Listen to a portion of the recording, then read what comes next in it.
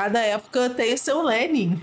Estamos vendo nascer um novo líder, como o FBC falou, né? Olá, terráqueos! Hoje a gente vai ver um vídeo do Jones Manuel avaliando a conjuntura de debates que ele debateu com o feriado e também da participação no Três Irmãos com o Humberto Matos. E aí ele soltou um videozinho no canal dele falando sobre isso, então eu queria trazer a fala do Jones, da avaliação dele, o que ele achou disso tudo, pra gente debater um pouco sobre isso, ver quais são os próximos rumos e tudo mais. Mas antes eu queria pedir pra você o quê? Deixar aquele like, se inscrever no canal, ativar o sininho. E se você gosta do meu trabalho, pode contribuir financeiramente, ajudar através do Pix aqui na tela. Na descrição tem o link do Apoia-se, ou você pode se tornar membro do canal para ter acesso a conteúdos exclusivos da área de membros. Bora lá? Jones Emanuel, a dupla sertaneja do comunismo brasileiro, tem para falar sobre as participações excepcionais dele. Hoje é avaliação da entrevista no Flow, debate e conversa com Humberto Matos.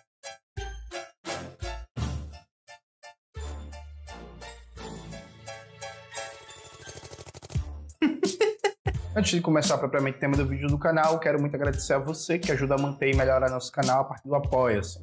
Seu apoio é fundamental, indispensável para a gente continuar o nosso trabalho. Preferir o Pix, está aparecendo aqui como QR Code na tela do vídeo. Camaradas, note. Estou em Recife, né? Voltei para casa depois de uma semana muito cheia, fiquei doente, no dia seguinte para protesto, viajei para São Paulo, participei da Flipei, participei da entrevista no Flow, participei de um debate com o Stefan, lá do filme Django Livre, depois participei de uma conversa com o Humberto. O cara não para, não, né? Ele está em todo lugar, a todo tempo, doente, não doente. Bravo, né? Bravo. Sem romantizar o trabalho excessivo, mas bravo. Matos, e aí tem várias coisas pra gente conversar, derrubar das minhas redes sociais pela meta, a volta e tal. Eu vou não abordar tudo isso nesse vídeo, a gente vai no decorrer da semana conversando sobre várias coisas que estão pendentes. Eu quero fazer uma conversa com vocês específica sobre como foi a entrevista no Flow, o debate no Três Irmãos e a conversa com o Humberto. Vamos lá. Primeiro, a entrevista pro Flow, há que se dizer que a gente sustentou a mesma audiência que a entrevista do Nicolas Ferreira, que foi o deputado mais votado do Brasil e que tem robô e que tem bot nas redes sociais dele, e num horário muito pior, né?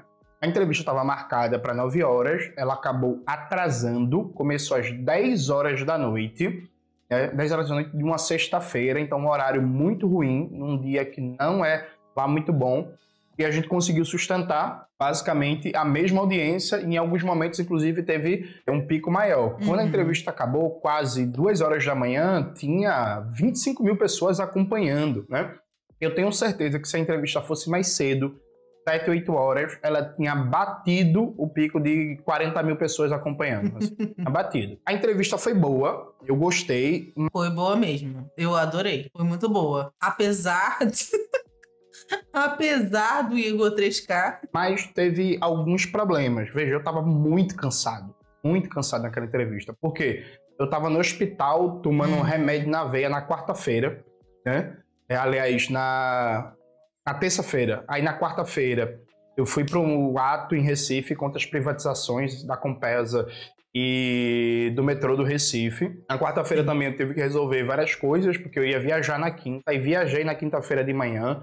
Cheguei em São Paulo. Quando eu cheguei em São Paulo, fui para Flipei. Demorei muito para conseguir sair da Flipei, porque é isso. Inclusive, agradeço, viu, gente? Carinho, as palavras de apoio, todo mundo que tirou foto, comprou meus livros, pediu autógrafo. Mas, fato concreto é que eu só consegui sair da Flipei 7h30, voltei pro hotel correndo pra tomar banho. Cara, requisitado, pô. Imagina ele na Flipei. Deve ter ficado cheio de gente em volta. Eu, se tivesse lá em São Paulo, morasse em São Paulo, tivesse ido pra Flipei, também ia ter ficado...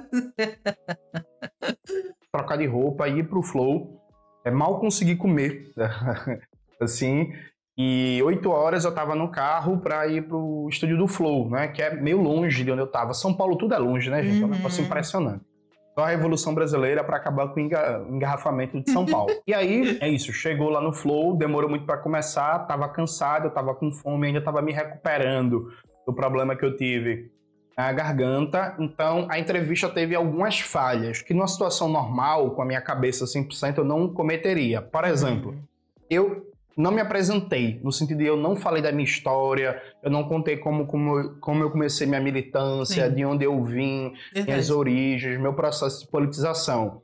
É manual básico de comunicação. Quando você vai dar uma entrevista para um espaço muito grande, como é o Flow, em que várias pessoas vão estar me vendo pela primeira vez, você tem que se apresentar, você tem que contar a sua história. Você tem que fazer com que as pessoas, além das suas ideias, conheçam um pouco da sua trajetória. Com certeza, sabe por quê? Porque pessoas gostam de pessoas. Então a gente gosta de saber da história da pessoa porque a gente quer se sentir próximo dessa pessoa, tá ligado? Faz muito sentido essa questão de se apresentar e realmente a maior parte do público do Flow é um público de direita, né? Mas é um podcast gigante, então assim, importante demais que o Jones tenha participado, sabe? Eu não consegui fazer isso, assim como eu tinha estudado, eu tinha me preparado para falar um pouco mais de Pernambuco, do meu estado, das lutas que estão acontecendo aqui. Acabou que no processo de condução ali da entrevista eu falei bem pouco de Pernambuco e também falei bem pouco dos meus livros, né, dos debates que eu faço e tal, e que dava para fazer isso de maneira didática também. Então assim, se eu tivesse descansado com a mente a ponto de bala, a entrevista teria sido muito melhor, né? Eu acho que o fato de eu estar cansado, o Igor também estava cansado, eu tinha feito várias entrevistas no dia, eu acho que fez com que o conteúdo não fosse tão bom quanto poderia ter sido. Foi bom, foi massa, mas poderia ter sido melhor. Eu vou voltar lá no Flow em algum momento, gostei muito da equipe do Flow, gostei muito da recepção que a galera me deu. Quando acabou o episódio, eu fiquei trocando ideia com o Igor e com a equipe e tal. Teve uma galera falando que o Igor tava com má vontade, eu não achei, viu, gente? É isso, o cara passou o dia gravando, acho que ele era a quarta ou quinta entrevista que ele tava fazendo, era muito tarde, então não acho que teve má vontade nem nada disso, não. Pelo contrário, o Igor foi muito simpático, muito amável comigo, a gente trocou uma conversa, inclusive, depois, né, do episódio, que eu não vou revelar aqui. E aí falou sobre coisas como votos, cenário eleitoral, as figuras, a direita, a esquerda, mas assim, foi show. Em algum momento, ainda esse ano, eu volto lá no Flow e a gente vai conseguir, num horário melhor, fazer inclusive uma entrevista ainda maior. Lembrando que em setembro eu vou para o Podpah, viu? Setembro eu vou para o Podpah. Lá ele, no Podpah, vai ser bom demais, gente.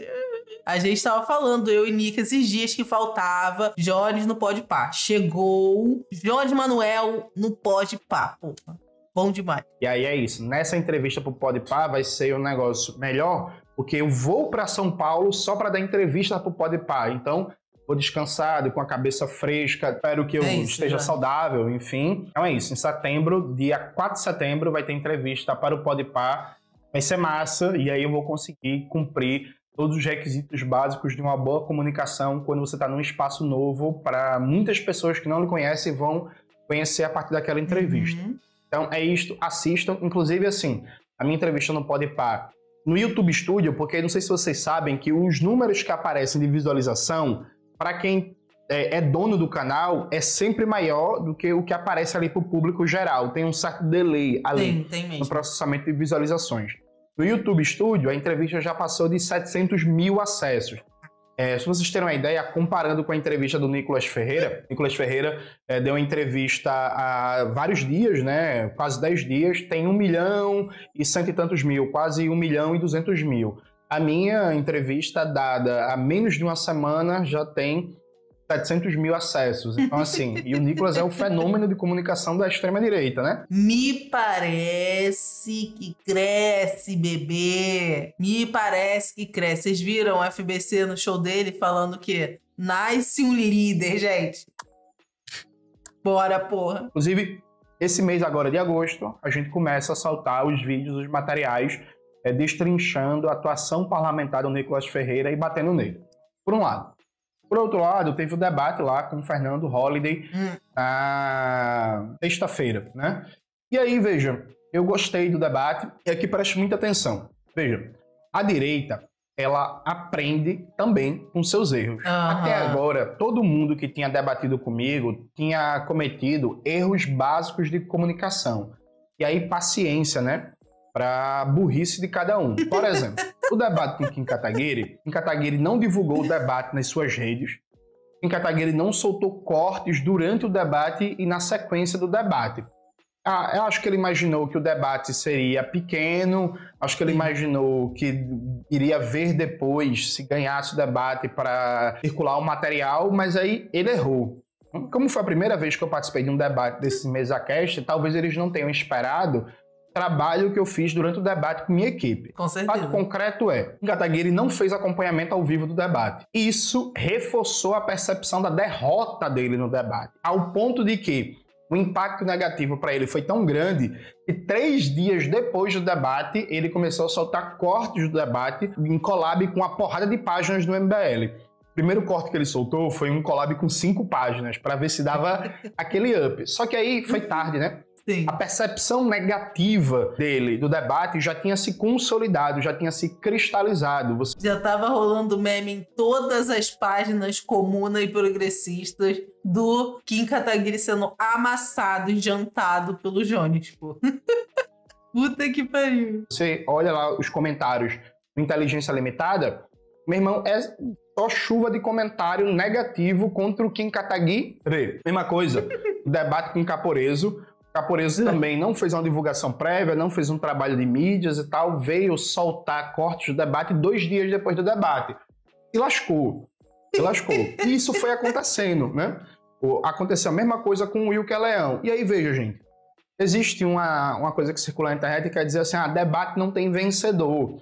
O vencedor depende muito da percepção de cada grupo. Cada bolha vai dizer que o seu debatedor ganhou. Isso é verdade, em parte, mas isso não é totalmente correto. Porque, veja, se você realmente ganhar o debate, isso vai ficar, claro, para além da sua bolha, do seu grupo, tá ligado? E aí, claro, o debate, a divulgação de material, o acompanhamento, a divulgação de rios durante o debate, no imediato pós-debate, pode sim ter um impacto muito grande na percepção do resultado do debate. É por isso que desde o começo, quando eu vou debater, eu sempre faço um acompanhamento de redes durante o debate, né? Minha equipe é muito boa nisso. E aí o Holiday, ele foi o primeiro que conseguiu aprender isso e fez um acompanhamento de redes durante o debate. Ficou postando reels durante o debate. Inclusive, ele teve uma estratégia de jogar peso no TikTok, que ele é maior do que eu no TikTok. E no TikTok ele conseguiu criar uma dinâmica um pouco mais favorável a ele. Durante o debate, foi claramente ruim para ele se lascou. É óbvio que o Holiday ia ser maior do que o Jones nas redes, porque a gente sabe que a direita usa pra caraca o dinheiro deles pra impulsionar o conteúdo deles, né? Mas o Holiday, gente, sinceramente, nesse debate, pra mim, ele, inclusive, podia ser processado pelo Jones pelas afirmações que ele fez, que foram gravíssimas e podiam levar a um processo do Jones contra ele, gente. Essa é a verdade. Porque ele se perdeu, porque ele ficou com raiva e enfim, ele ter feito esse esquema faz muito sentido para que ele, nas redes talvez ele tenha passado uma ideia um pouco diferente. Mas para quem tava assistindo o debate ao vivo, puta que pariu. É só perguntar. E o Pix? Vários pontos. E é que esse é um elemento importante, porque algumas pessoas acho que não entenderam a minha tática naquele debate. Vamos lá. Eu não fui para aquele debate para dar um foco no debate em educação. Não fui. Veja, claro que teria a pauta da educação, teria que entrar no tema, mas não era meu objetivo. Eu acabei de sair de um debate com o Wilker Leão, com mais de 1 milhão de pessoas, e que foi um debate só voltado para a educação, e eu apresentei várias perspectivas, análises, dados sobre a educação. Eu também participei recentemente daquele debate contra 20 conservadores, em que eu falo sobre educação, ajuda a desconstruir o mito, a doutrinação ideológica marxista nas escolas. Então, eu sou um exemplo da imbecilização que acontece nas escolas brasileiras. Ai, cara, é muito bom esse debate, sério. Eu fui ali não para debater educação como elemento de foco. Muita gente fala, Jones, o Holiday falando que defende educação de base, e tu não bateu tanto nisso. Não era minha tática entrar nisso, porque já tem muito material associado a meu nome circulando nas redes num debate sobre educação. qual era a minha tática principal? Era duas. E eu acho que eu consegui cumprir isso muito bem. Tática principal número 1, mostrar que o Holiday é uma fraude intelectual e que ele não escreveu o livro dele. Tática número 1. Isso foi matador. Depois, quem tiver paciência, reassista o debate, vocês vão ver que em nenhum momento o Holiday negou que usou um ghostwriter. Olha, é verdade. Mano, é verdade. Ele não negou em momento nenhum. Ele ficou só debatendo, mas ele não negou. Olha, feriado. Usando Ghost Rider. Caralho, sério. Eu achei ótimo esse ponto aqui. Eu não sou igual você, não. Ficava lá no DCE. Eu estudo. Caralho, Jones, o quê? 1 zilhão de livros feitos. Pelo amor de Deus, né? Ele simplesmente não negou. Ele, na prática, assumiu que usou um ghostwriter. Ele não conseguiu defender a tese central do livro dele, que é o movimento negro contemporâneo é marxista e é marxista porque é focado na teoria da representatividade, né? Isso foi matador, foi tarefa cumprida e tal. Tem muita gente falando que no final, e aí é isso, né? Aquele final, quando deu uma bagunçada, é por isso que eu faço questão de debate com tempo, com regra, com tempo de fala para cada um. No final, que o Holiday ficou gritando, mostra a página, mostra a página. Ô, gente, pelo amor de Deus, né? Maxwell vai colocar aí o trecho. Maxwell coloca ele normal e depois coloca em câmera lenta, que eu falo qual é a seção do livro que o Holiday, no livro dele, mostra a propaganda permanente contra a população negra a partir das ideias de eugenia. Na Abre parte o livro sobre e racismo lê. científico. Abre o livro e leia. Qual a página? Abre o livro e lê. Racismo científico. Abre o livro e leia. Qual a página? Né? Eu digo literalmente a parte do livro em que aquilo está falado. Aí o Holiday fica gritando, mostra a página, mostra a página. E aí algumas pessoas dizendo, pô, Jones, mas ali... Gente, eu não vou lembrar a página de cabeça daquela merda, né? Eu lembrei a seção. Veja, ele fala, no Brasil não teve uma propaganda contra a população negra como teve nos Estados Unidos. Eu falo, isso é mentira. Sim. Inclusive, no seu próprio livro, você fala o contrário. Aí ele pergunta, mostra a página. Aí eu falo, naquela parte que você fala sobre positivismo e eugenia, se não me falha a memória. Então, o negócio foi respondido, né? Puta que pariu, né? Eu já tive que ler o seu livro pra saber o que você tá falando. Já começa o meu esforço daí, né? Ler o seu livro. Agora eu ainda tenho que decorar a página? Tem que decorar a página que tava escrito. Aí já é demais, né, gente? O Jones é quase um computador ambulante, porque ele sabe dados de cabeça que, porra, naquele debate lá dos 20 liberais versus o Jones, eu não sei como ele sabe tanto dado. Agora, saber página de livro de Holiday tá querendo demais, né? Aí... O negócio foi respondido. Olha lá. Página 56, Holiday. Achamos. O Jones adotou tosco. Eu vou lembrar de cabeça a página que estava escrita aquela merda, pelo amor de Deus, né? Enfim, inclusive se pá, eu vou até colocar um trechozinho daquela porcaria aqui para vocês lerem isso. A segunda questão é que algumas pessoas falaram, Holiday te encurralou na questão do STF. Ô, gente, pelo amor de Deus, eu dei uma entrevista pro Flow, dia anterior, em que eu dei minha posição sobre o STF, falei que eu não defendo o STF, que eu não apoio o STF, falei os motivos. No debate com o Caporeso usou a mesma tática do Holiday. Sim. Veio, aliás, no debate com o Caporeso, não, no debate com o Zé Vitor. Coloca aí na tela, Maxwell. O Zé Vitor veio, você já falou isso do STF, e aí eu falo assim, muito obrigado pela pergunta. E aí eu falo minha posição sobre o STF. Eu não dei corda pro debate do Holiday, ele queria fazer um debate sobre o STF. Sim. E aí, não vou não, gente. Não vou não, inclusive pensando de que já existe também muito material meu, minha posição sobre o STF. E eles só querem emplacar que existe uma ditadura do Xandão lulismo e querem que a gente fale que a gente vive na ditadura do Xandão lulismo. Só que não. Meu objetivo ali foi colocar no centro do debate que o Holiday é uma fraude intelectual e o debate sobre soberania nacional e o ataque dos Estados Unidos ao Brasil. Nesse sentido, veja, a tática foi exitosa em que eu consegui mostrar a incapacidade do Holliday de defender a soberania nacional brasileira e a cumplicidade dele com o ataque imperialista, né, do Estado e dos monopólios imperialistas dos Estados Unidos contra o PIX brasileiro, a economia brasileira e a tentativa de se apropriar de recursos naturais brasileiros como as terras raras. Então, assim, foi 100% exitoso, inclusive foi desmoralizante para ele a incapacidade dele de defender o PIX brasileiro do ataque do Donald Trump. E o PIX, feriado? E o PIX? Eu quero que você me fale. Então, o objetivo foi cumprido. É isto. O Holliday, ele não saiu tão desmoralizado quanto o Wilker Leão. Isso é um fato. Mas veja, ninguém saiu tão desmoralizado quanto o Wilker Leão, né, gente? Que aí o Wilker Leão é isso, né? Ele foi uma figura sui generis. Mas foi um debate muito tranquilo, um passeio no parque, cumpriu o objetivo e foi muito bom. Algumas pessoas ficaram me perguntando também por que eu não respondi a pergunta sobre o Carlos Rasenbauer. Gente, o Holliday, no livro dele, ele não fala do Carlos Rasenbauer. Ele não fala, simplesmente. Simples e objetivamente. E aí, o que foi que ele fez? Ele se agarrou a isso, meio que para dizer que Jones não sabe. E aí eu fiquei esperando ele se agarrar nisso, tentar desenvolver a tese do Carlos Rasenbauer e não conseguir desenvolver bem, e aí eu dava lapada por cima. Então aquilo ali foi uma tática. Sabe, eu citar o K-Dot, foi minha tática citar K-Dot. E quando você tá esperando o time atacar, para você chamar o time para sua área e você sair no contra-ataque buscando os espaços, foi basicamente isso. O Holliday, eu tenho certeza, ele não domina a obra do Carlos Rasenbauer. Não domina, que inclusive escreveu o livro com a Lélia Gonzalez, né, Lugar de Negro e tal.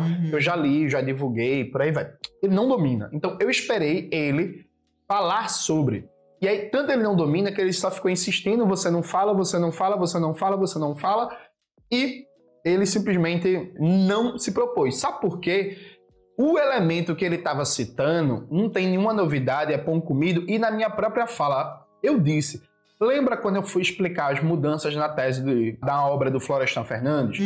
Eu falei que o Florestan Fernandes, de início, entendia que o racismo era uma mera reminiscência da sociedade colonial do antigo regime e que o processo de modernização capitalista, por si só, iria superar o racismo contra a população negra. Veja, o Carlos Rasenbauer faz essa crítica, mas essa crítica, meio que uma porrada de gente fez antes e durante esse debate. Então, o próprio Nelson Werneck Sodré, eu citei um texto que eu escrevi sobre a obra dele, né? No Introdução à Revolução Brasileira, meu texto está no blog da Boitempo, né? Nelson Werneck Sodré, Questão Racial e Revolução Brasileira. O Nelson Werneck Sodré, no livro Introdução à Revolução Brasileira, que é do final dos anos 50, o Nelson já faz a crítica a essa tese que não era só do Florestan, era de muita gente que estava envolvida no estudo da Unesco sobre questão racial no Brasil. Então, veja, não era novidade. Eu, inclusive, já tinha vocalizado qual é o centro da crítica ao Carlos Rasenbauer, do Florestan Fernandes, que é a tese que o próprio Florestan faz autocrítica, que é a ideia de que o racismo é a mera sobrevivência da sociedade colonial e que o próprio processo de desenvolvimento capitalista em si iria superar o racismo no Brasil. Ou seja, a modernização da sociedade iria superar o racismo lido como um traço de atraso que seria incompatível com a sociedade competitiva, com a ordem social competitiva, como o Florestan Fernandes no começo da sua carreira chamava o capitalismo. Então, assim, é isso. Eu esperei ele tentar desenvolver para dar lapada, né? Ele não desenvolveu. Eu acho que ele cumpriu o objetivo, inclusive cumpriu o objetivo de ajudar a divulgar uma literatura crítica sobre a questão racial no Brasil. Falei muito de Clóvis Moura, de Lélia Gonzalez, de Beatriz Nascimento, etc, etc. Inclusive, nos próximos dias, essa semana, eu vou gravar um vídeo sobre os fundamentos teóricos dessa imbecilidade mostrada por figuras como Holliday, que é considerar que é marxismo qualquer ideia que não seja conservadora. Pega um argumento que eles deram, faz um vídeo em cima disso para crescer e poder falar desse assunto mais aprofundadamente, sem ser lá no debate. Eu gostei disso. E é na versão brasileira, uma olavização do debate teórico e político. É marxismo qualquer coisa que não seja conservadora ou reacionária, né? Então, o Holliday sustentar que a ideia de representatividade é um debate marxista, que é uma imbecilidade, é totalmente fruto da época cultural que a gente vive, da contra-revolução neoliberal e neocolonial. A gente vai explicar isso em detalhes num vídeo ainda esta semana. Então é isso, o objetivo foi cumprido. Agora, eu vou passar um bom tempo sem fazer debate. O único debate que eu vou fazer é o que já está acertado com o pessoal do Espectro, né? Que vai ser o Zona Neutra. Eu vou participar. Já está a passagem comprada, palavrado e tal, então eu vou participar com eles. Depois disso, eu só participo do debate depois que eu voltar do Vietnã. É isso, né? Eu vou pro Vietnã com os camaradas da Estrela Vermelha, inclusive tem pacote ainda aberto, viu, gente? Quem quiser... Ah, eu adoraria, Johnny. Você paga pra mim? Aí eu vou, pô. Quiser ir pro Vietnã comigo e com o Maxwell, colhe lá. O Maxwell tá colocando aí na tela a página do Estrela Vermelha, o pacote sobre o Vietnã. Por quê? Gente, eu não faço debate toda semana, né? Se vocês repararem bem, eu fiz debate ano passado contra o Kim Kataguiri e o deputado Calabreso. Sim. Passei 6 meses sem fazer debate, não é? 6 meses. Fiz o debate com o Wilker Leão, e aí passei 2 meses sem fazer debate. E aí vai ao ar o debate do Spectrum, depois de quase 1 mês, vai ao ar o debate com o Fernando Holliday. E agora é isso. Por quê? Cada vez que as redes sociais dão um boom com os debates, o momento posterior é um momento de consolidação político-ideológica desse novo público. É um momento de vídeos teóricos, vídeos mais densos, a galera ir se formando e recebendo recomendações de leitura. Gente, vocês estão vendo isso? Olha o quanto isso é tudo planejado, é tudo feito para pegar o público no funil. Pegou, né? Caiu no funil, já era, tá lá no topo do funil. Aí vai começando a fazer conteúdo, o quê? De médio e fundo de funil. Quando você vê, a pessoa já está lá no fundão do funil. Muito bom, amei. Entendendo o que é a organização política revolucionária. Então, beleza, as redes sociais deram um boom. Para o Brasil passou de mais de 500 mil inscritos, está em 522 mil. Meu Instagram está com mais de 1.200.000 seguidores. Ele falou no outro vídeo que ele estava ganhando de 20 a 80 mil inscritos por dia, pô. Surreal. E agora é o momento da consolidação. Então a gente vai passar os próximos meses fazendo um debate político, debate teórico com essas pessoas que estão chegando agora. E aí, em dezembro, talvez, antes de terminar o ano, eu faça um novo debate. Caso não, só ano que vem. E aí, vai ser você, viu, Nicolas Ferreira? Porra não, viu? Porra não, eu vou ficar na sua cola e vai ser você. Isso aí vai ser bom, hein? Por fim, conversa com o camarada Humberto Matos, que foi uma conversa maravilhosa. Eu adorei, viu, gente? Foi muito divertido. Eu tinha comentado com a minha esposa antes, porque eu tava me sentindo muito cansado e tal, e que eu acho que eu ia falar bem pouco, mas acabou que eu me animei durante a conversa, gostei muito.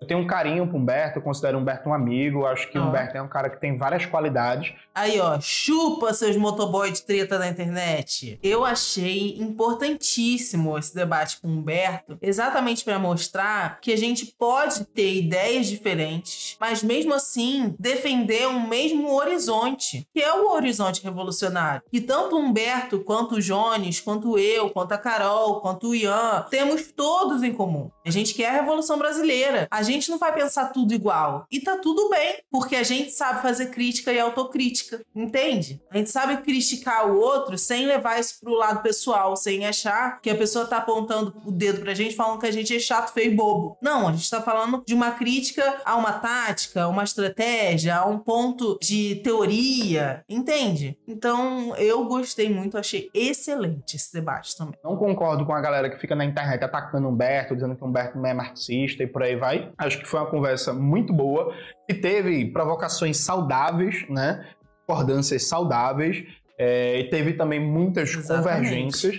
Acho que a gente conseguiu fazer uma conversa muito produtiva, muito gostosa de ouvir, inclusive. Acho que quem ouviu essa conversa adorou. E hoje, o camarada Humberto, inclusive, vai estar debatendo com o imbecil lá do Adrilles. Ai, gente, isso aí... Nossa Senhora. Acho que é esse o nome da figura. Deixa eu só ver aqui o horário do debate, Maxwell, por favor. Acho que é 5 horas, né, da tarde, vamos ver. E aí, gente, assistam o debate, por favor. Hoje, às 5h30, Humberto contra o imbecil do Adrilles. Então, assistam o debate, vamos lá em peso. Vamos dar força pro camarada Humberto, vamos fazer lá os comentários de apoio e tal. Vamos divulgar isso. Acho muito importante que o Humberto tenha um ótimo desempenho, tenha uma vitória, inclusive para consolidar o papel dos comunistas no debate, no enfrentamento público, né? De desmoralizar as figuras da direita, da extrema-direita, do pensamento liberal. Então é isto. Amanhã vai ter um vídeo no canal fazendo um debate sobre o vídeo do Felca. Né? Presta atenção. Amanhã a gente vai entrar nesse debate e eu acho que vocês vão gostar. Beleza? Acho que é isso, gente. E por fim, assim...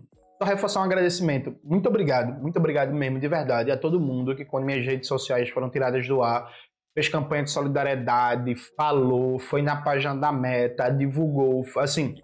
Veja, enquanto estava em São Paulo, eu consegui encontrar pessoalmente com meus advogados, né, que é a galera de São Paulo. E aí eu conversando com o Luiz e com a Júlia, eles falaram assim, Jones, esse negócio que aconteceu contigo, tuas redes sociais serem devolvidas em apenas 2 dias... É um negócio, tipo assim, raríssimo. É um negócio... Tipo, eles citaram casos, e aí eu não vou falar nomes, né? Porque, enfim, tem autorização, de gente famosa, assim... Famosa e importante, gente, cantor, atleta e tal, que teve redes sociais derrubadas por N motivos, e que a Meta demorou 1 semana, 10 dias, não sei o quê, pra instituir as redes sociais. Eles falaram foi, esses anos a gente advogando aí, não sei o quê, foi o caso mais rápido que a gente já viu na vida. Então, assim, isso foi uma exceção, viu? A Meta... E, aliás, não demorou nem 2 dias. Na prática, foram 36 horas. Minhas redes sociais foram devolvidas. Foi muito rápido. A Meta devolver as redes sociais de alguém, depois dela banir arbitrariamente, em menos de 2 dias, isso foi fruto da pressão política do fim do mundo. Foi fruto da pressão política do fim do mundo. Os diretores da Meta na América Latina tiveram pesadelos comigo nessa semana que passou, de tanta pressão política, de tanta força, e aí uma porrada de deputados, de parlamentares, de lideranças políticas, galera do rap, galera do rap, então Coruja, FBC, Dom L, Jonga, Dexter, Renan Inquérito, um bocado de gente falou, defendeu, deu apoio e tal, enfim, muito foda, agradeço muito. Enfim, é muito difícil, inclusive, falar o nome de todo mundo, porque foram muitas mensagens de solidariedade, muita coisa. Eu tava viajando, né, pra São Paulo na quinta-feira de manhã. Quando eu pouso em São Paulo, o celular começa a pipocar de mensagem no WhatsApp.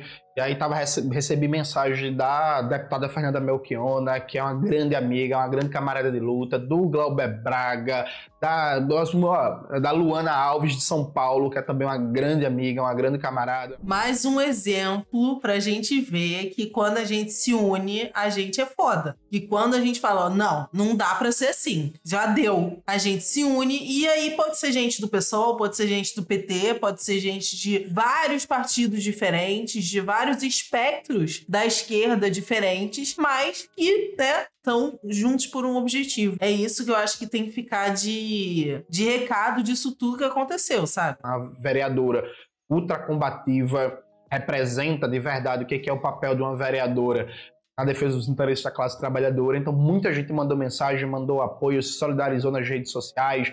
A Natália Bonavides, o Renato Freitas, o Glauber, o Orlando Silva, a Gleisi Hoffmann, o Lindenberg Faria, a Talíria Petroni, o Fernando Rosas, enfim, muita gente. Obrigado. E aí agora a Meta sabe que não pode derrubar minhas redes de boa não, viu? A Meta sabe agora que derrubar minhas redes vai dar problema pra mim. Muito importante. Valeu demais. Um beijo. Até a próxima. Nossa, bom demais, né, gente? Eu acho que o Jones tem que continuar indo nos lugares, tem que aparecer cada vez mais, falar com cada vez mais gente. E é isso, cada época tem seu Lenin. Estamos vendo nascer um novo líder, como o FBC falou, né? Gente, até a Ebony outro dia tava repostando o Jones Manuel. Olha a capilaridade, aonde o Jones está atingindo, quanta gente ele tá atingindo. Esses dias estava conversando com a galera e o Uber que ele pegou, meu amigo, tava falando do Jones. O não sei que barbeiro do meu amigo também tava falando do Jones. E, cara. É isso que a gente quer. Que os comunistas estejam cada vez mais presentes em todos os lugares até que a gente seja o quê? Inevitável. inevitável. Valeu? Que a gente luta pra isso, a gente luta pela Revolução Brasileira. Então, como eu sempre falo aqui, organizem o ódio de vocês pra gente chegar mais rápido ainda na Revolução Brasileira. E, obviamente, apoiem o Jones, apoiem outros comunicadores de esquerda, comunistas, que fazem esse trabalho de agitação e propaganda, deputados e pessoas públicas, políticas que fazem esse trabalho, rappers, enfim, artistas no modo geral, que estão aqui do nosso lado da luta. E é isso, espero que vocês tenham gostado desse vídeo. Já deixa aquele like, se inscreve no canal, ativa o sininho. E se você gosta do meu trabalho e pode contribuir financeiramente, tem um Pix aqui na tela. Na descrição tem o link do Apoia-se, ou você pode se tornar membro do canal para ter acesso a conteúdos exclusivos da área de membros. É isso, gente. Beijos e até a vitória.